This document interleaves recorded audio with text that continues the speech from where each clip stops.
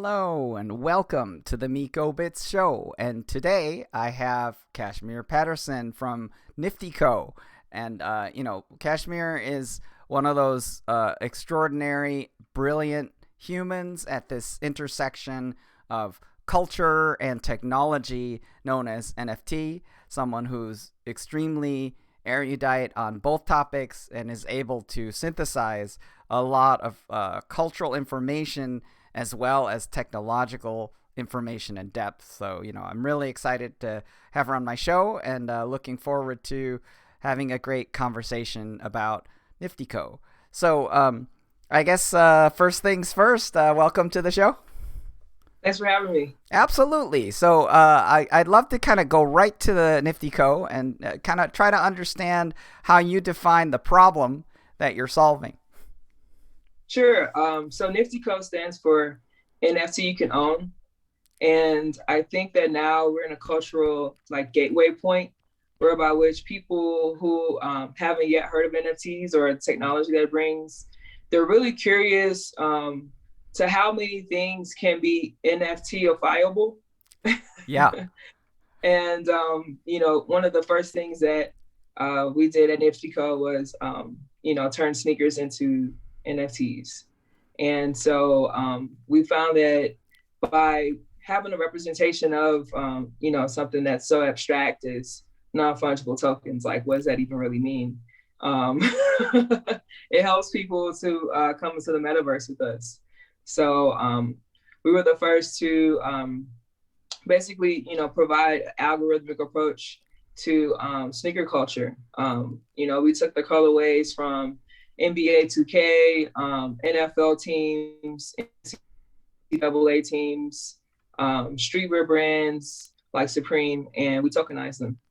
That is an impressive and amazing intersection. As I was saying, in the introduction, this kind of synthesis of like deep culture and deep tech. So I'm fascinated to kind of understand your perception of the sneaker industry, right? Because it feels that there's a very strong boundary between the universe and the metaverse, right? That in a sense, there's a huge split between kind of like sneakers that you can wear that have been created, right? And then the ones that are more digital, right? So I'd love to get your perception on, how this schism is resolved, both culturally and technologically. Sure. So, this takes me back to being a high school kid. I would take my all white Air Force Ones or Air Jordan ones and I'd paint them. And, it started becoming so popular Wow. that other kids, would want me to paint their sneakers. And it turned into a cottage industry for me. And by college, I was painting my teammates' sneakers. I went to DePaul University on a basketball scholarship. So I did several pairs that ended up, on the NCAA tournament when we played on national television. And so it got me to thinking that there is this merger of like art and sneakers. If you look at the way that sneaker customizers work, it's a purely creative endeavor. And it starts off completely flat. It starts off as a sketch, as an idea that comes from the ether. And it gets turned into, this magnificent piece of artwork that's also wearable. So that was the approach that we took with Sneaker Cred. So we came out with a pair of Ethereums. So it's a take on the Ethereum blockchain. And, the Air Jordans or the Air Force Ones that I used to paint back in the days. Wow. And I think that's what, gives it the credence of bringing like art and culture together with technology is that, you can take these like technically creative ideas and execute them and they can have real value the same way, you might buy a pair of like, Yeezys or something, and they get resold in the market for like thousands of dollars. So before I kind of indulge myself on this kind of idea of character customization, in-game skins, these kinds of things, I'd love to actually get for my audience a comment about the size of the sneakers market and the collectible market. Because, that obviously I think a lot of people that aren't familiar with that don't understand the size of what we're talking about. Yeah, it's huge. Like it's really, really yeah, people don't get exploded. Yeah, it's exploding right now. Just for the pure like vibe of, people wanting to collect things is an inherent human desire. I used to collect basketball cards as a kid. So I had Jordan rookie cards like Alonzo Mourning, Anthony Hardaway, Kobe rookies, Shaq Wow. rookies. Wow. And, we would have these hologram rookie cards that were like super rare. And if you got a hologram rookie card in a pack, it was like worth maybe like $125 at that time. This Wow. is like late 90s, Wow. early 2000s. That is astonishing. So to me, the thing that I wanted to direct us towards is reasoning about this kind of character customization. Because one of the things you talked about that it was exciting is this idea of painting, right? Because when you're painting the shoe in real life, the thing that's so interesting to me about digital versus non-digital, right, is that in a sense, if you're a collector of a non-digital item, right, the item is subject to kind of change, right, because of the impermanence of like the world, right? So in a sense, like you might not even wear a pair of things you collect because it might damage them, right? But the thing that I think is fascinating about your early experience is that you're kind of deliberately causing change to these items, right? And that in a sense, your artistic flair and your kind of is actually potentially value enhancing, right? So it's a really interesting way to think about, because for me, I think about how the digital world has this kind of like lack of friction and lack of entropy, right? So you can have this perfect sneaker design that just floats in cyberspace forever, right? On a blockchain, right? Whereas, real world sneakers have the property of like maybe, getting worn or getting, and being worn is it has two meanings, right? Like you wear them, but you also wear them out. Like, they get worn out. So how do you think about all these things? So two things, right? So one, we created a module whereby which you can customize, like it's like a color picker. So you can like basically tap each portion of the shoe that we broke down into the panels that make up the shoe, like the laces, the sole, the toe, the logo, and so forth. And then you can actually like kind of paint by number or paint by panel. So that's a module that we're actually going to be releasing. And then secondly, I think that there's this obsession, or maybe not an obsession, but I think sneakerheads don't really want their sneakers to be like imperfect. It's almost like if you go into a sneakerhead's Yes, house, they keep them in a box. Like sometimes it's for a clear box, sure. sometimes it's just the box that the shoes came in. But ultimately, like you don't want them to get scuffed. You don't want them to get stepped on. Like if you really look at it, there's a bunch of companies that have made it a business, like, Crep footwear, by basically protecting your shoe as you have them on your feet. So I think in this like metaverse world, it's actually a sneaker lover's dream to be able to walk around and like be in the universe and not get scuffs or not get like steps on your shoes. Yeah, isn't that kind of profound, right? Because to me, it's just super astonishing, right? Because I actually identify as a Buddhist, and as a Buddhist, like the way I see the world is through things like entropy and impermanence, right? So impermanence is this kind of vibe of like it's going to decay or it's going to fall apart, or so with that vibe and with that kind of disturbance in the state of natural things, the thing that's so fascinating is thinking about kind of metaverse designs, right? Because obviously the thing that is so interesting is that it allows the collector to also experience the kind of gallery effect of avatar customization, right? Which is that their avatars, it has the shoes on them, and then they have the certification, they have the authentication, right? Like those are the actual ones, and those are the actual collectibles, and they never go bad, right? They're always perfect, and they always look just how you want. So that's fascinating. Yeah, I follow Buddhist philosophy as well, and I had a experience most recently while down in Oaxaca in Mexico. Mm. And I was sitting over by the beach over a cliff. And, when you were talking about like, the metaverse and, a little bit before the show, we were talking about these ideas of that there's this, maybe a simulation or, some sort of like intangible connectivity between the non-reality and like, what we consider as like the experienceable reality. Yes. And I've been trying to like, I guess, come up with ways in which to pierce that. Mm. And I think, there's a few folks who have, attempted to do that.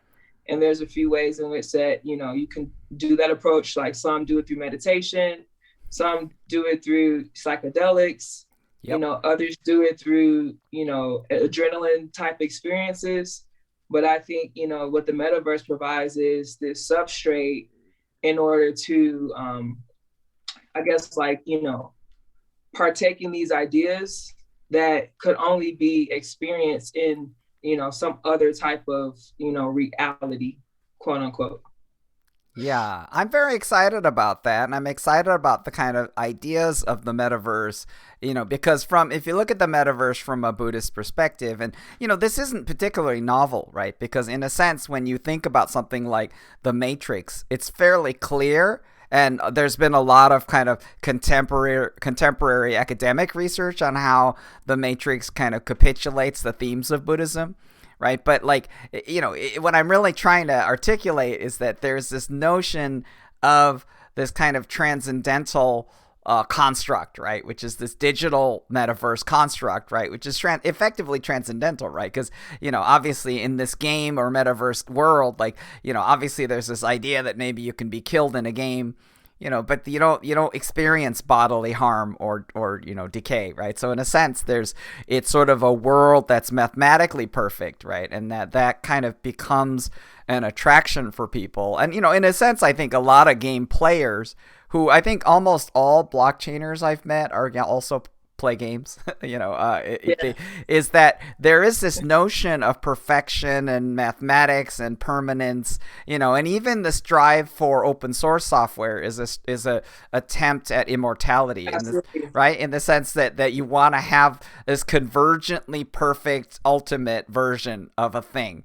Whether it's an operating system or a database or a blockchain, whatever it is, it's going to kind of converge towards the Platonic ideal of that thing, right? Of the thingness. And once it reaches that steady state, it becomes effectively immortal, right? The way that blockchain data is immortal, right? It's effectively this kind of immutable form that approximates like Plato's ideal form. So I think that's kind of one way to reason about this. This is really fascinating. So I'd love to kind of bring it to sort of like the project, right? In terms of like NFTYCO, like what's kind of on the horizon, and like what are the things that have happened so far? It sounds like you've had some really cool successes with this. Yeah. So I guess towards like the end of the year of 2020, we started working with a few footwear designers and actually, working on the blueprints for manufacturing, physical sneakers from Sneaker Cred. And that's something that we're still bringing to fruition. So it's literally, something that came out of the metaverse and now it's coming to the physical verse. So that will be our first cyberpunk world, crypto punk. I'm super excited. That's so cool. Yeah, it's totally inspired by Cyberpunk 2077. In fact, my avatar now, I've started taking on the attributes of my avatar from Cyberpunk. So I'm actually turning myself into a real life Cyberpunk. Do you have like any kind of online images of your avatar and these kind of comparisons? Because that would be really fun to be able to look at like the ways that because you're doing real world character customization, right? You're basically like, which is super interesting. The only thing that I haven't been able to solve as of yet is the cyberware. So all of the other, body modifications are totally plausible. In fact, there's a whole, I guess, like society of folks called grinders. And, we basically, basically augment ourselves in these like very much like cybernetic type of ways. So, I think that in the future, the convergence of tech and biotech and, cyberware will be such that, everyone will want to have cyberware because it will just be, that much better to live out your metaverse life with cyberware.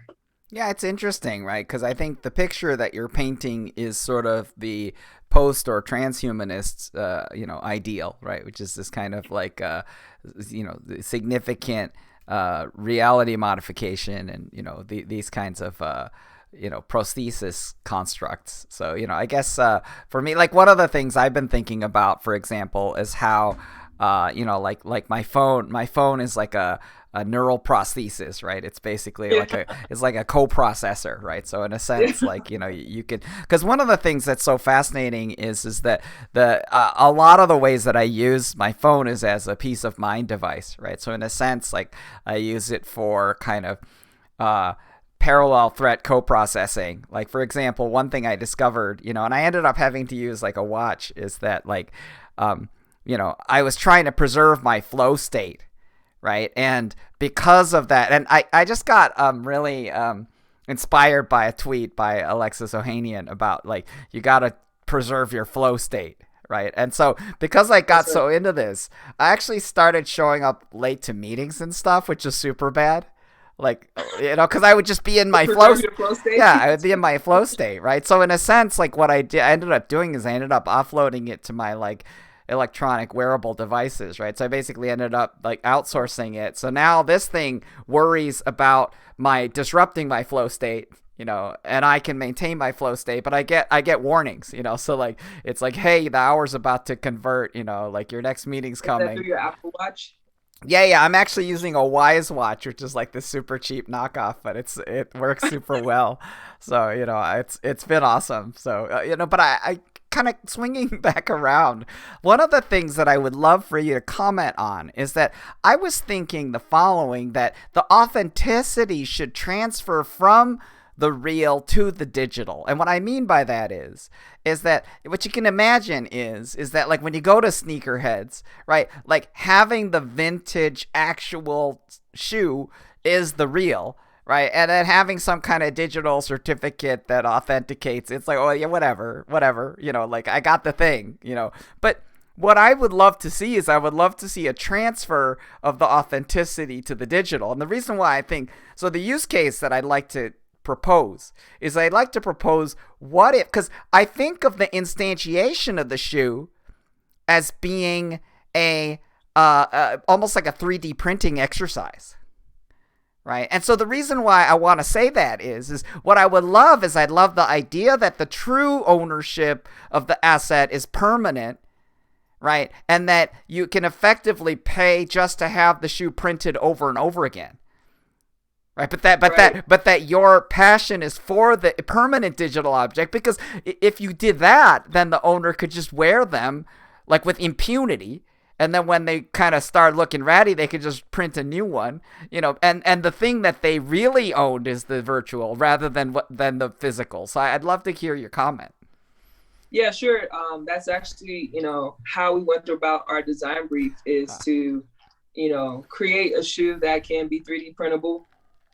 So that's something that, obviously has some limitations in terms of being wearable in particular environments, right? Like you probably could just walk around in a 3D printable shoe, yeah. But there are some constraints if, you intend on performing or doing any type of like, running or sportswear. Yeah, that makes sense. Like top performance athletics, that feels a little like hard to reach. Yeah, it's still a merger between 3D printing certain parts and then other parts of the shoe having other types of molding and so forth. Do you see kind of applications in augmented reality, and like how do you see the role of the kind of overlay of the metaverse with the universe? Like how do you see these intersect? Oh, my friend John and I, we call it the overlay for the underlay, or the underlay for the overlay. Oh, this is interesting. I mean, do you mean to say that the blockchain's the underlay for the overlay, or what? How do you see that?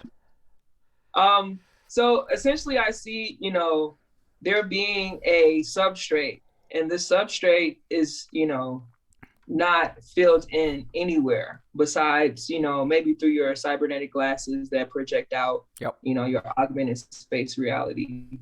And, you can plug and play, just like how I'm sitting here with my Xbox, and, I might buy certain things from the store, and then it augments my character, like enhances my character's performance and so forth. I could take my avatar shopping, and same thing with sneakers, right? Like I just went out and just bought a pair of kicks. Actually, I just bought a pair of Vans that I had bought, but then I took them back and I traded them for a different pair. And then I realized, no, I actually do like those shoes a lot. And then so I went back and I bought that pair. Yeah. It's and But it's imagine if I just had like, one substrate whereby which, it's 3D printable. yes. And, it could be the all white pair. It could be, the suede pair with the, Ah. leather checks. Yep. Or it could be, the fruity color ones that, match my shirt or something, That is fascinating, right? And it's sort of the underlay to the overlay, right? And the thing that I think is so interesting is, all of this kind of goes back to Plato's Republic, right? Because it all goes back to the ideal of this, the ideal form, like the perfect, right? And in a sense, when you talk about like, it's like object classes and instances, right? Because in a sense, there's this perfect shoe, right? And then all the real shoes are just like these imperfect images of the perfect shoe, right? So in a sense, like all the things you're instantiating are just really like offshoots, But I think it speaks to another thing that's kind of emergent too, right? Which is that there's the emergence of novel NFT standards in the ERC family, right? That enable you to create generations, that enable you to create relationships between NFTs,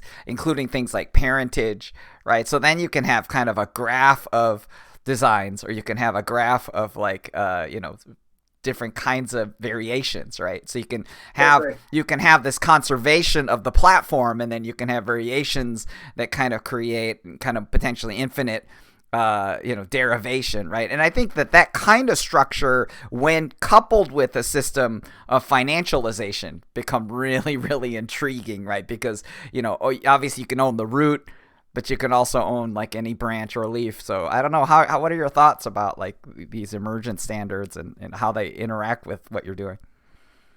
Yeah, in 2019, ERC 1155 had just come out. It wasn't even finalized at the time when I worked on my demo for Sneaker Cred. So I was literally experimenting with this idea of being able to walk into NBA 2K, into a Foot Locker, and be able to have this game shoemaker smart contract whereby which you can just mint out, whether it's a LeBron James or a Jordan or a Kobe Bryant. In fact, one of our second drops, we started exploring the idea of mashups. So we took a mashup from the Crazy 8 Kobe, which is an Adidas type branded shoe, and I'm actually working with Guy Marshall, who actually designed that shoe.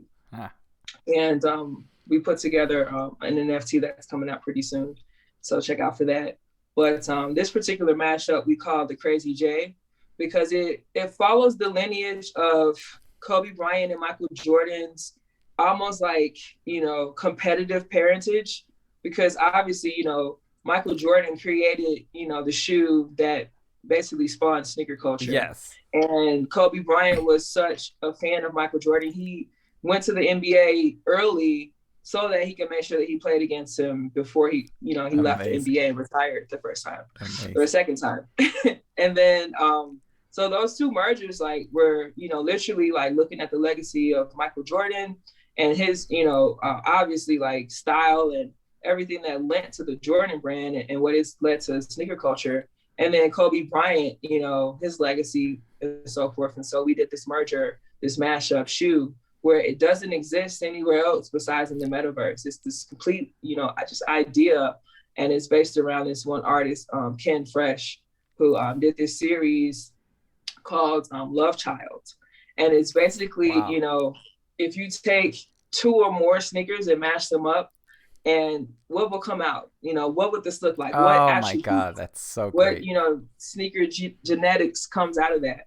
So yeah, that's something that I have been putting on our roadmap, is this the sneaker genetics. We started off with the sneaker genetics for color and shape of the shoe, but then there's other attributes too that are more ephemeral, like how does this relate to sneaker culture and sneakerheads in general, like which kicks when put together creates like the perfect shoe that like goes with your outfits, or these are like the intangible things that I think that the sneaker genetics would probably embody. Oh, it's fantastic, right? Because I think one of your things you're describing that I'm really grokking now is really the extent to which, this is almost sneakerheads meets crypto kitties, right? They're sort of, or almost like Axie Infinity, right? In sense of there's sort of this combinatoric history, right? Because the thing that's so fascinating to me about blockchain stuff, I had a great conversation with Roham from Dapper Labs about kind of this concept of owning a piece of history. Right. So in a sense, like the blockchain records history and that's its function. Right. So in a sense, like the idea that you can own something of historical significance is super interesting. And watching you talk about kind of the legacy of Kobe Bryant and, of course, like Michael Jordan and the kind of super celebrities. Right. It becomes kind of an ownable piece of history. And you have to start to think about these kind of, individuals almost like a dynasty at this level, right? It becomes this kind of fleet of products, and it becomes this kind of very complex graph of like culture. Fun fact is Kobe Bryant was drafted by the Charlotte Hornets. And then on draft day, he was traded to the Los Angeles Lakers. And now Michael Jordan is, I think, part owner of the Charlotte Hornets, and he's from North Carolina. It's, to me, this is such an amazing thing, right? Because when a person reaches kind of a peak expression of their personal nature, right? Like that is a moment where there's historical creation, right? And I think, Roham and his team proved that really nicely with, things like Top Shots, right? So, in a sense, people are getting official NBA history, right? And they're just looking for these incredible historic moments, where you're starting to see kind of the fruition of this incredible like athletic prowess combined with this sort of incredible like performance, right? So that so in a sense, like that is history, and it's authorized history, right? So in a sense, very, very beautiful application. And really, obviously, ragingly successful, and it's been a great tent pole for the NFT industry. Yeah, if I could still have that, rookie hologram. Actually, I had a Michael Jordan hologram, and this was back in the days when we had Trapper Keepers, and then we had these like plastic pages that you slip the cards into. And then we'd like meet up and go over each other's houses, or like, in the playground or something, or at the lunch table, and we trade cards. That's so cool. You trade around, you like pass around your Trapper Keeper, and then, you pick out like, oh, I want that one, I want to trade this one. Or like, oh, they've got a gold metallic one, like I want the gold metallic one. That's so and then cool. I ended up taking my Trapper Keeper over to like some kid's house, and then we were trading Trapper Keepers around, and then we come back around, and then I get back my book, and my hologram Jordan card is missing. Oh. And I was like, we were just at these like sketchy kids' house after school, and it's like, damn, like, like I know I'm not getting my card back, but it would be sick if I had, the NFT version where, even if I did have that, that physical hologram card that got stolen, maybe somehow I could go back in the past, like Back into the Future, and create like an NFT version of that card, and it could just live. Yeah, I mean, obviously the issue of cryptographic custody rears its head, right? So obviously if someone somehow gets an access to your private key or whatever, but assuming that you have strong custody and practices, right, then It's exactly as we described before, right? Which is, in a sense, the blockchain represents kind of the permanent, right, and the indelible and the perfect, right? So in a sense, the thing that becomes cool is that the tradable card version is really just the printable instantiation, right? And obviously, when you talk about this overlay on the underlay and the underlay and the overlay, like if you do have AR glasses, then you can actually have the asset, have like extraordinary properties, right? Like you can have the asset be like linearly printable, and you can maybe have the hologram be like just an experience, right? Like an AR experience where you just see, here's the card, and it starts like shooting out sparks or whatever. Like you want to make it, more exciting, right? You can do that in the overlay, right? So I guess what I'm trying to express is that, over time, it feels like the ownership should be transferring to the authenticity of the digital certificate rather than to the physical object, which I think is like, that's like what it used to be like. Yeah, it was so many layers to those holographic cards. Like when I think about it, my imagination as a kid was totally triggered and inspired into the metaverse by looking at those hologram cards, because there was like a whole world, like, sometimes they would underlay a universe into the card. So it looks like, maybe they're dunking into, the cosmos or like over Jupiter. So cool. And it was just this complete, even the naming conventions, in blockchain tech, like really follows like this, this universe, like interplanetary file sharing system. Yes. Like Cosmo, like, or even even Substrate you described. Substrate, yeah. It's like everything's lending to this, that there's something else beyond what we believe that we're experiencing and seeing in this real time, universe. But the metaverse allows us to explore our imaginations into creating these worlds that probably couldn't exist to the lengths that they've been able to be extensible using blockchain. Yeah, I mean, I just want to touch the future because I know we're cruising up to the top of the hour. But like, to me, one of the things that I was musing about, which could be kind of defensible, is actually a metaverse first brand, right? So like a sneaker brand, right? So I mean, because I'm looking for kind of a durable kind of a moat, right? So I'm looking for something that's defensible, where the universe wants there to be a big one. And so could you see like a NFTYCO as being sort of a durable, metaverse first brand, or how do you see the kind of the way that the thing shakes out? Absolutely. That's, exactly where we took the name NFTYCO. At first, we just wanted to make cool sneakers on the blockchain. Yep. And then we realized that, we could make these little tags. Like, I've got these little tiny sneaker cutouts, right? Mm-hmm. They're like, so I don't know if you can see them. Yeah. But yeah, they're like little patches and, little Sneaker Crate logos. And I love it. That's a lot of fun. So yeah, that definitely is in our roadmap. That's exciting. Well, this has been a fascinating excursion. I think you've really kind of lit into some super deep areas in this, both cultural and technological. So, I think it's been really gratifying having you on the show. So really appreciate it. Yeah. And just most recently in 2021, this is just exclusively for your show, Vito. Yes. We're starting to build out our own blockchain ecosystem, and it's called TrapChain. Wow. So it's bringing my passion and love for music. I come from a musical family. My mom and dad were musicians in Chicago. One of my great uncles was a blues musician. One of my godparents is a blues musician, lived in Paris for about 14 years.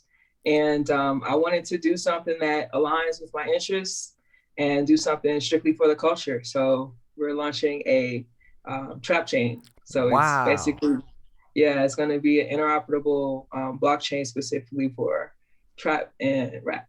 Wow. That's like an entire another show that we got to do now. Yeah. Yeah. Cause we're using like, the idea that like each rap game has its own metaverse. Yes, I'm so excited. That's gonna be amazing. Thank you for so much, and we'll have to have another show for Trap J. Yeah, Okay, thanks so much. absolutely. Bye. Thanks for having me.